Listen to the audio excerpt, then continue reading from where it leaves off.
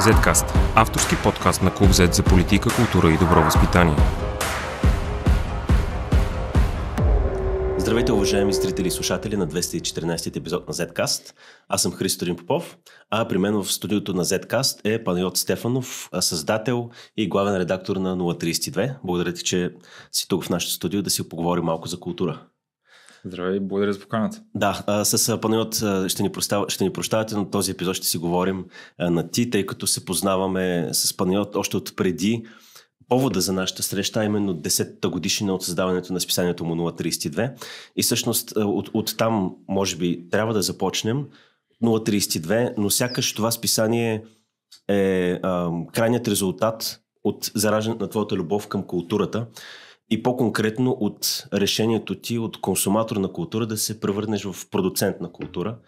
Може ли да ме въведеш точно как се случи това? Кога реши, че това е твоето призвание? И как?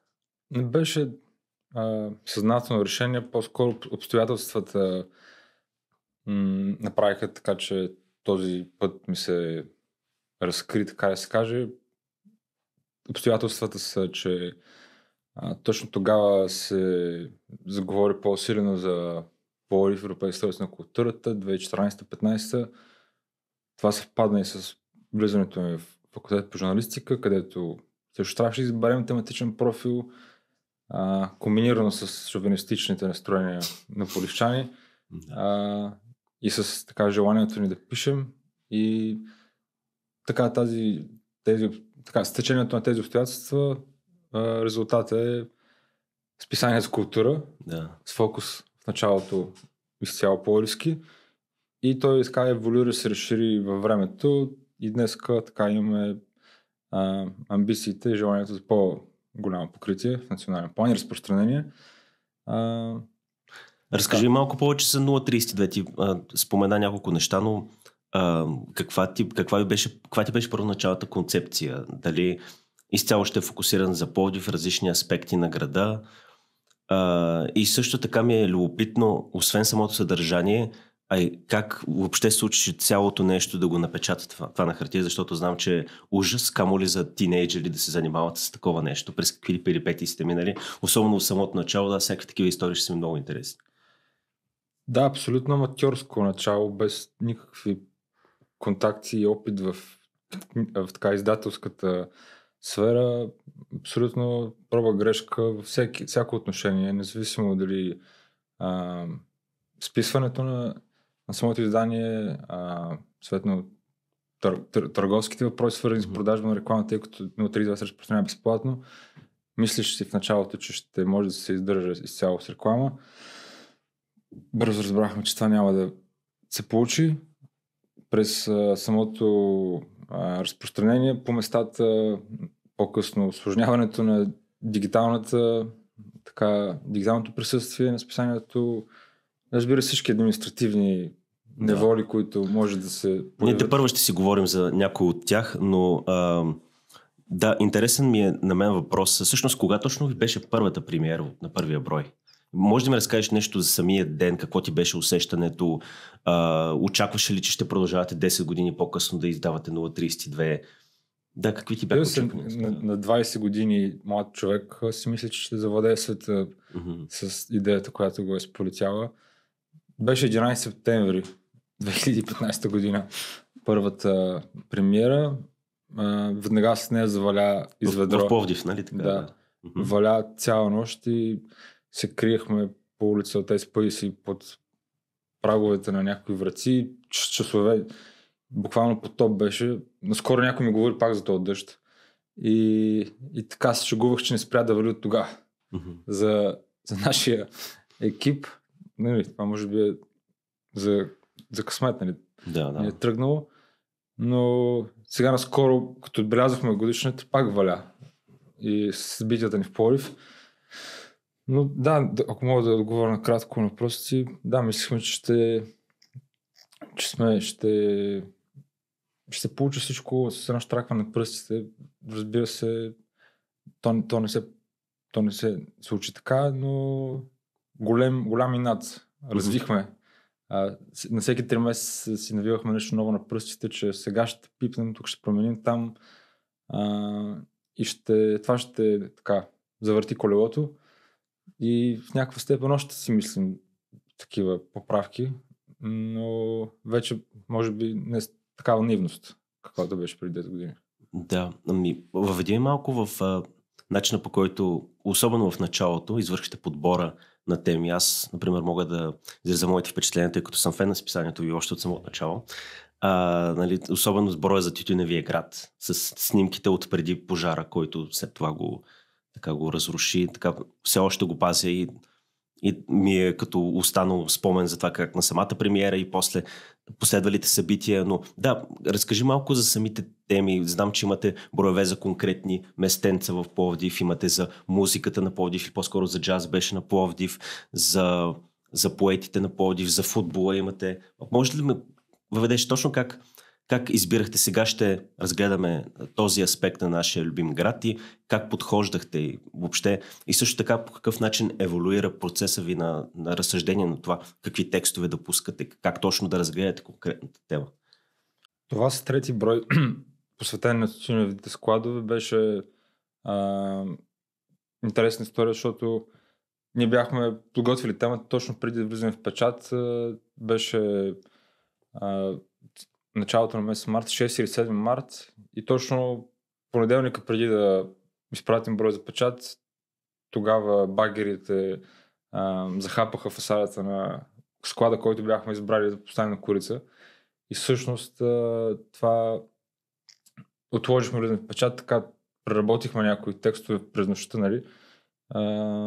Рядко сме имали такива инфарктни извънредни ситуации. Тогава просто актуалното съвпадна с наш избор, тема на брой. Този брой всъщност тогава имаше голям успех, тъй като буквално в окото на бурята падна и така той, разбира се, свърши много бързо. После така знам, че вдъхнови от други проекти, свързани с тютюневите складове, изложби, филми, и да, ние бяхме свършили работа предварително тогава, така да се каже. Обаче това към днешна дата, след това се случиха много други инциденти, в кавички, свързани с тютюневите складове. Все още си стои разрушена същата фасада, макар и 9 години по-късно. Паметник на безхаберието. Абсолютно. И колкото до други теми, да, наистина 41 броя сме имали. Имаме така последния брой, номер 41, като първите бяха изцяло с пловдивска тематика. Да, имахме за джаза, за така любимите ни поети. Свързани с Пловдив не е бил някакъв изчерпателен списък свързан с това, но всичко е било субективно и така във времето разбрахме, че това няма нищо лошо да сме открито субективни с изборите, тъй като сме хора, в крайна сметка, и не знам, в новинарската, всъщност така, новинарската част от журналистиката, информационен дискурс, нали, претенцията е винаги за обективност, равна далеченост, безпристрастност, докато по-скоро в интерпретативния дискурс, където смятаме, че принадлежи 032, там нямаме такива съображения и мисля, че биха навредили да твърдим, че оценката ни за този филм или тази книга са обективни. Напротив, трябва да бъдат субективни. Трябва да бъде лично мнение, което е, нали, аргументирано, импулсивно, и се опитваме да предлагаме все по-често такова съдържание. Мисля, че има апетит. Получава се. Ние ще поговорим малко за решението да смените, да кажем, формата на списанието. Нали, след като до сега сте правили нещо, което на мен поне ми изглежда непосилно трудно, а именно да сте като хроникьори на един град. Сега в момента пък искате да върнете, или даже не да върнете, защото аз не знам някога дългия текст да е бил наистина популярен, но сякаш да създадете любов и интерес у читателите върху нещо, което така изисква внимание, изисква търпение в ерата на TikTok и на ChatGPT, на бързите, на бляскавите екрани. Но преди да преминем към тази тема, която за мен е много интересна, искам все пак да те попитам да ми разкажеш за кой за тебе някой интересен човек, с който си се срещнал, тъй като ти през последните 10 години несъмнено си провел много интересни разговори, но поне, може би не най-интересният, тъй като разбирам, че това ще е трудно, но някой интересен човек, който сега, като ти каже, например, Виста се сещаш и с какво усещане те остави среща с този човек? Да, списанието всъщност беше и все още нашето алиби да се свързваме с хора, с които иначе нямаше да се свържем и така да ги интервюраме, да надничаме малко по-така от привилегирована позиция. Това са, разбира се, предимно хора на изкуството. Например, ми изкача името на Йордан Велчев, писател и поет. Данте го наричат, пловдивският Данте. Но, например, той е човек, с който ни срещна с писанието и продължава да ни среща извън интервютата ни, които правим. Може би най-така задълбоченото и паметно интервю, което сме взимали от него, беше няколко часа и просто не знаем как излезахме сякаш от момента, отидахме някъде друга и стана наистина неповторим разговор. После сме се опитвали да го продължим, но не се получи. Това беше някакво абсолютно изключение от всичко, което сме правили и някакси може да чете постоянно след това интервю. Каква тема беше то? То всъщност е свързано така с паметта. Той също и исторически книги има и така и художествени романи, свързани с историята. Но да, предимно памет не само за града, изобщо за родовата памет, и за това как използва това в творчеството си, в романите си, в поезията и за тайната, за вратата, която не може да отворим, както тогава беше заглавието ни, което избрахме по един негов стих. Такъв човек, с който да, съм благодарен, че писанието не е срещнал. Да. Ами добре, нека сега да поговорим за вашето, може би някои бих казали самоубийствено решение, да решите да публикувате, да промените изцяло концепцията на списанието и да публикувате с дълги текстове и под дълги, нека спомена, става въпрос за 30, може би повече дори страници, 40, и това да е темата на броя. Какви теми сте разгледали и също така по този начин и защо? И въобще как решихте да подходите по такъв начин с дългите текстове? Да, това беше нещо, което започнахме на 32-я ни брой преди 2 години, точно и малко повече вече. Когато усетихме, че трябва някакъв ремонт да се случи в списанието, нещо да го освежите. Да се измисля наново, едва ли не. И тогава и благодарение на академичните ми така, потапения на дълбокото, измислих си няколко позиции, които дефинират печатното издание днес и го разграничават от дигиталното и така повърхностното скролване. И те са, сега да видиш, мога да ги възпроизведа точно, но съдържанието в списанието според мен най-се осъществяват през тия 4 позиции. Бързо, бавно, повърхностно, задълбочено, обективно, субективно и кратко, дълго. Първите са характеризираме онлайн съдържанието, съответно хартийното преживяване трябва да се характеризира точно с тези опозиции и съответно започна да работи в тази посока, как да предлагаме по-бавно, по-задълбочено, по-дълго съдържание, с повече авторово присъствие, по-автентично и така се роди първа тема на брой, която беше 32 страници, половината брой буквално, защото си мислим, че това и още продължаваме да мислим, че това е най-добрата реализация на едно печатно издание през сегашния момент. Ако искаме наистина да предложим различно преживяване, да просто да правим дигитално съдържание, но на хартия, това ще би било през разхищение на ресурсите, в смисъл да се занимаваме с кратки форми, разбира се, ние в остатъка от броя имаме рубрики, които са извън централната тема и Разкажи малко за тях. те са по... Да, има критическа рубрика, имаме срещи с млади артисти, хора, не непременно свързани с изкуство, но млади активни хора, с които са ни интересни и пак искаме да се срещна с тях. Художествена рубрика, също така имаме рубрика, която наблюдава и критикува културните политики, защо не е култура, Борислав Селов я поддържа. Има една рубрика, която е вечна изненада, в нея каним и хора, с които не работим често, но също искаме да четем повече от тях по теми, които те ни предлагат, искаме да изненадваме с нея. Тъй като също това е една от определящите, така разбираме по време на тези 10 години, това е определящо за едно списание да те изненадва. И се опитахме и този елемент да застъпим. Да, започнах с една мета тема, Пловдив не чете, която беше така една любезна провокация, свързана с фестивал, който 25 години се прави в Пловдив. Пловдив чете. И съответно, да, хем искахме да видим дали има публика за такъв тип дългоформатно, ние го наричаме личен репортаж.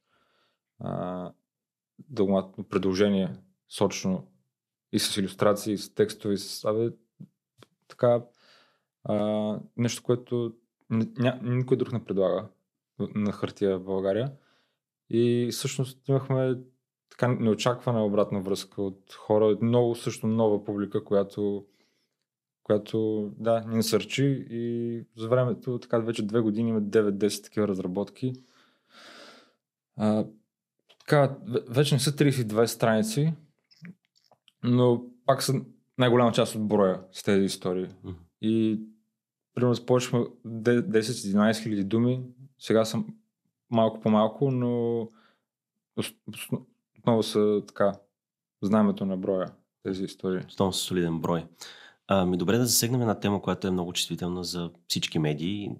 Предполагам и вие може би не сте изключени. И това е темата за независимостта. Срещате ли се с някакви предизвикателства, както от финансова гледна точка, така и от идейна, като говорим за независимост? Кой се шегуваше с това, че като се назоваваш независима медия, все едно се очаква по презумпция медиите за зависими? Да. Аз съм странял по някаква причина да представяме 032 като независимо издание, тъй като е някакси как да го кажа? Мисъл, излишно за мен. Понеже по подразбиране очакването и от публиката и така и нашето ще стремеше това да то някак се държа в това, което трябва да правим азбучно. Но други хора около нас започвали да използват тази дума за 032 и не ги спирам. В нашия случай, разбира се, това означава преди всичко финансова независимост. Нали, капитала има идеология. Всеки капитал трябва да съвпада с твоята най-малкото и или да се измисля, да се изковава. При нас така се случи. Ние изградихме сложен бизнес модел, доколкото може да се нарече. Финансираме се от реклама, започнахме от онлайн магазин, създадохме също така, който интересното е, че всяка година все по-добри резултати се случват. Абонементи предлагаме. Да, точно да. Абонементи предлагаме. Сега се опитваме да увеличим аудиторията от абонементите. И също така пишем проекти, свързани с културни институции, но да, опитът ни показва, че така най-устойчиво и целесъобразно, разбира се, са така пряката подкрепа от нашите читатели, така това е най-ангажираната публика, нали, която въпреки че специално се разпространява безплатно, може да ни подкрепи и да бъде част от нашите редакционни начинания. За разлика от рекламата, където нали, няма нужда да говорим за кризата, в която се намира печатната реклама. И Защо да не говорим ти като пряк потърпевш не само за рекламата, но и сякаш за културната среда, сякаш ти имаш най-голямо основание и право да говориш, а и познание да говориш по тази тема. всъщност си прав, тъй като това засяга един болезнен проблем и нещо, за което много хора се правят, че го няма, но говорейки за печатна реклама в България, тази година началото по-сериозно се замисли, че всички лъжат с тиражите. И се чудя как толкова години и бизнеса, и агенциите, и клиентите, нали, на тези издания са окей с това и просто как цялата тази индустрия е изградена на една лъжа. И ние като някакви наивници си публикуваме, нали, истинския тираж и следим за реализацията, отчитаме списания, нали, отчитаме как се разпространил броя, което ни коства също ресурс, нали. Анкетираме хората, нали, искаме да дадем действителната информация и същевременно какви бюджети се прахосват по други издателски къщи и така просто на сляпо и буквално е през рекламата у нас едно стреляне в тъмното. Явно така не е било винаги така. Имало опити в началото на хилядолетието, доколкото последно знам, за създаване на аудит бюро, точно свързано с тиражите, но умира безславно. Mm-hmm. Въпреки, нали, апелите и от комуникационните агенции, и от пиар организациите, точно за повишаване на доверието в през рекламата, това катастрофира като начинание и мисля, че сме заедно с Албания, последно като се интересувал, единствените две държави в Европа, които нямат такъв орган, който да следи за тези неща. За разлика в по-развитите медийни демокрации, така ще ги наречем, нали, това е проверимо много лесно как се реализира новия брой дадено заглавие. Съответно, да знаеш какво ще, а да не сме само с едни празни обещания за, че нашето издание го чете най-качествената публика, достигат от тези престижни аудитории, платете ни на една шапка с пари за това. Да. И това е нещо, което естествено, че ни дразни. Добре, тогава да поговорим, да навлезем малко, може и повече в тази тема и да поговорим за Национален фонд култура, тъй като знам, че ти си имал доста неприятни сблъсъци с него. Може ли ми разкажеш кои са най-големите му проблеми? Дали размера на финансирането, дали сроковете, отношението? Да, просто разкажи малко за опита си с Национален фонд култура. Противоречив с една дума, тъй като от 2020 мисля, че за пръв път по основната програма на Фонд култура кандидатствахме и бяхме одобрени. И от тогава насам всяка година или сме резерва, или сме с редуцирани, нали, бюджети, или изобщо не попадаме, сме под чертата, така да се каже, което е парадоксално, тъй като предлагаме според мен и според аудиторията ни, след като така общуваме често с нея, предлагаме все по-качествено съдържание, а пък все по-зле се оценя от институциите, с които сме се партнирали. Дали то ще е Фонд култура, дали ще е някаква друга програма, местна или държавно ниво. И това, разбира се, ни карат да развиваме все повече другите ни канали. Просто проектите, както и рекламата, се оказва една руска рулетка, където независимо какво правиш, какво постигаш в края на годината, това не е индикация, че ще имаш нови партньорства, ще продължиш старите партньорства и най-така надежно и предвидимо е подкрепата от аудиторията, така че ще се опитваме да увеличим знанието за това. Но да, за Фонд култура положението и в Министерството на културата, доколкото разбирам, и по средства свързани с ПВО, които са имаше немалко средства, които са така предназначени за продукция на точно нови културни проекти, които се представят и навън. Положението е критично. Имам познати от сектора, независимия културен сектор. И за това трябва да се говори, тъй като публиката трябва да познава, нали, кой какво прави, как го прави.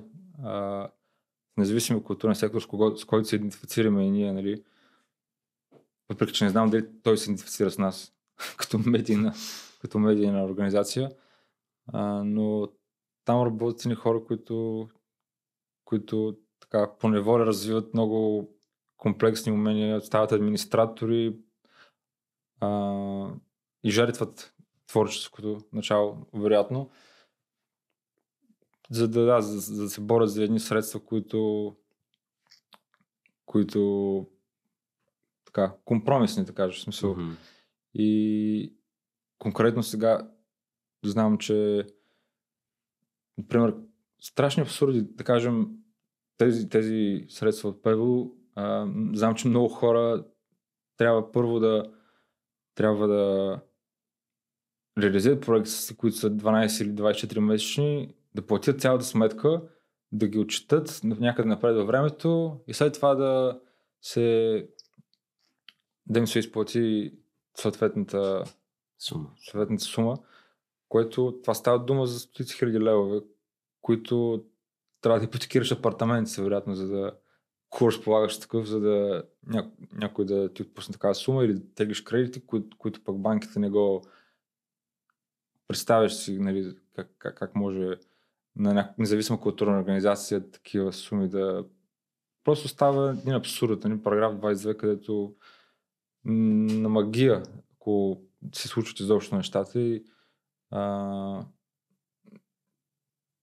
предвид влошаващата така икономическа обстановка, за жалост 26-та година сигурно ще чуем много, много фалити, ако не фалити или така ако има по-мека дума за това.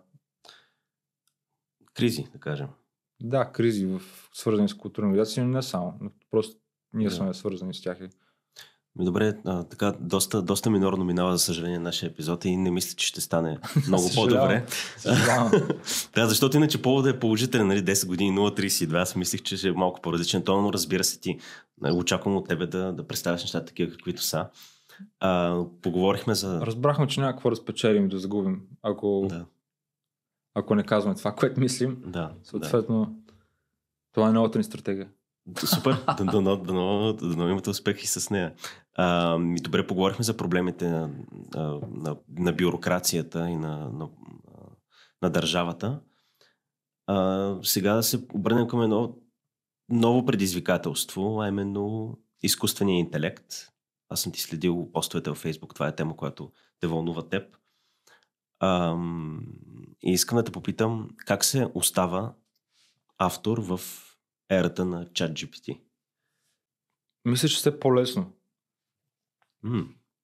Тъй като, ако се върнем на това, какво за нас е водещо в нашето редакционно общество, точно личното, субективния прочит, интерпретацията, откритата смисъл, не се правим на нещо, което не сме. А пък, ако се върнем точно последния въпрос, разбрахме, че няма какво да спечелим или да загубим, ако правим компромис с искреността. Нещо, което езиковите модели не могат да предложат. Като мнение, като оценка, доколкото знам, или все още, те отказват да имат мнение или не могат да имат. Те могат да имат всяко мнение. В смисъл, ти можеш да кажеш на ChatGPT, искам да възпроизведеш дебат между Сократ и Аристотел и ще си говори, нали, ще гледаш двама аматьори, които спорят. Това е просто... Да, няма да звучи сериозно, няма да е автентично, естествено. Да, така е. На мен винаги би ми било така по-важно да знам какво мислиш ти за това събитие, а не каква гимнастика ще ни предложи изкуственият интелект предвид предвид промптовете, които му задавам. Така че човека, личността ще ми е винаги по-ценно да сметна как ще оцените събитията. Тя със сигурност е по-ценна, но не смяташ ли, че делегираме прекалено много на машините от гледна точка на въображението и езика ни, тъй като това, което поне аз наблюдавам, или поне очаквам да се случи и съм следил много различни преподаватели, както в чужбина, така и в България, които ми казват, че примерно домашните, които учениците връщат и личи си, че е написано с помощта на изкуствения интелект и не смяташ, че това по някакъв начин точно ограничава възможността ни да разсъждаваме и да се облягаме повече на нашия собствен разум. Вместо това, отстъпваме тази роля на изкуствения интелект, защото преценяме, че той ще ни свърши трудната работа много по-лесно. Смятах, че това е сериозен проблем и особено в творческа професия като твоята. Да, този въпрос, свързан с приложението в образованието, разбира се, последно като съм чел анализи, репортажи по тази тема, продължават да няма еднозначен отговор докъде трябва да се позволява употребата, докъде трябва да сложи границата. Все още се търси този отговор, разбира се, законодателството изостава, както винаги ще изостава от технологичния прогрес.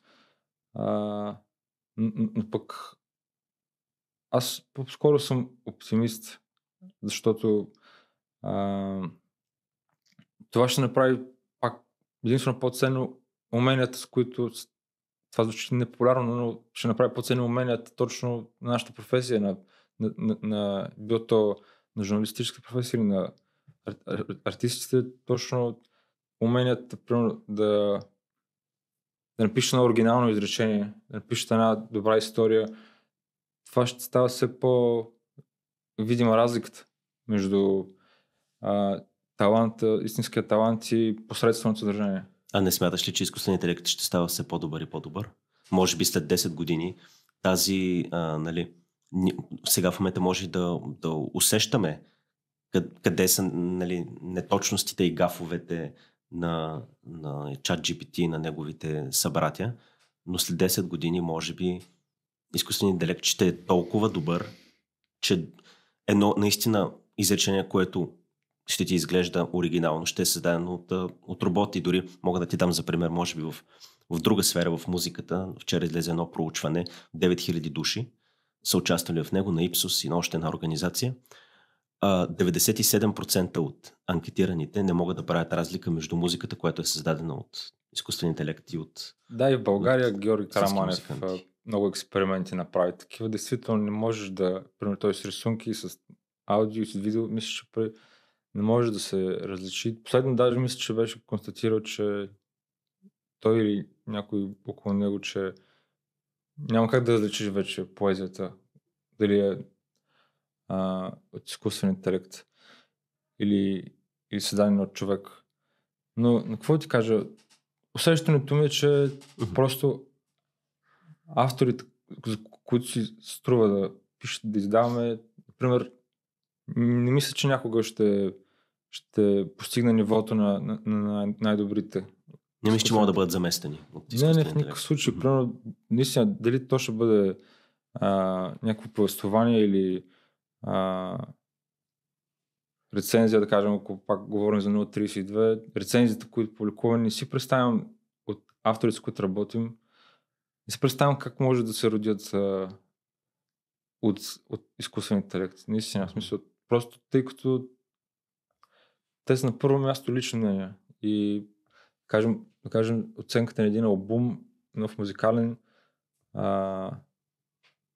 по никакъв начин, или поне аз не съм работил с такъв езиков модел, който да се доближи изобщо до това. И може да става дума за някаква по-финна строя, която не мога да артикулирам добре в момента, но... Не, разбрахте напълно. И тази гледна точка си е валидна според мен.